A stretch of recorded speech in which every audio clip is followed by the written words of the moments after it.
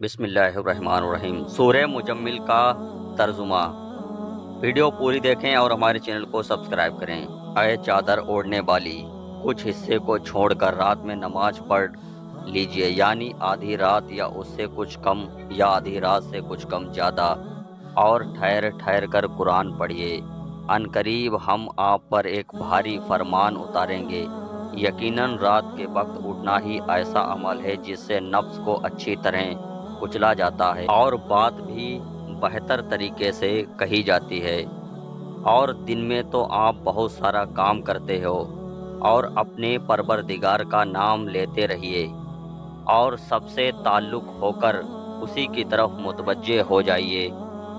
وہی مشرق و مغرب کا مالک ہے، اس کے سوا کوئی معبود نہیں، اسی لیے آپ اسی کو کارساز بنائیں۔ اور اے لوگوں، جو کچھ کہتے ہو اس پر صبر کیجیے اور خوبصورتی کے ساتھ ان سے الگ ہو جائیے۔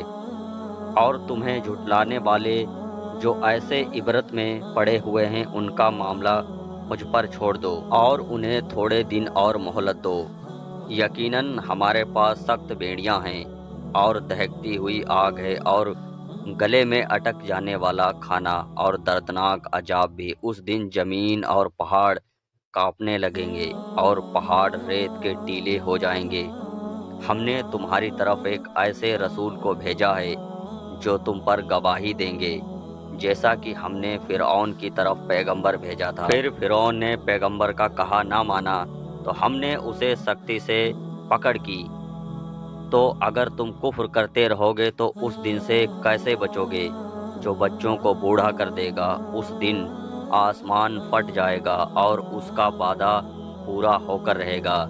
یہ ایک نصیحت ہے، تو جو چاہیں اپنے پروردگار کی طرف راستہ بنا لے۔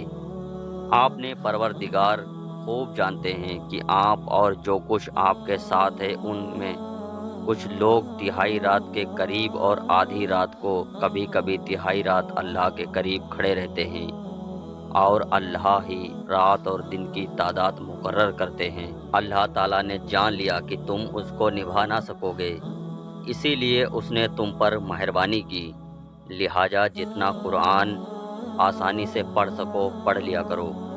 اللہ کو معلوم ہے کہ تم میں سے بیمار بھی ہوگے، اور کچھ تلاش معاش کے لیے زمین میں سفر بھی کرو گے، اور کچھ لوگ اللہ کے راستے میں جہاد کریں گے، اسی لیے جتنا آسانی سے ہو سکے پڑھ لو۔ نماز کی پابندی کرو، زکوٰۃ دیتے رہو، اللہ کو اچھی طرح قرض دو، یعنی اخلاص کے ساتھ نیکی کے راستے میں خرچ کرو، اور تم اپنے لیے جو نیک اعمال بھیجو گے اس کو اللہ کے پاس زیادہ بہتر اور زیادہ ثواب والا پاؤ گے، اور اللہ سے مغفرت طلب کرتے رہو۔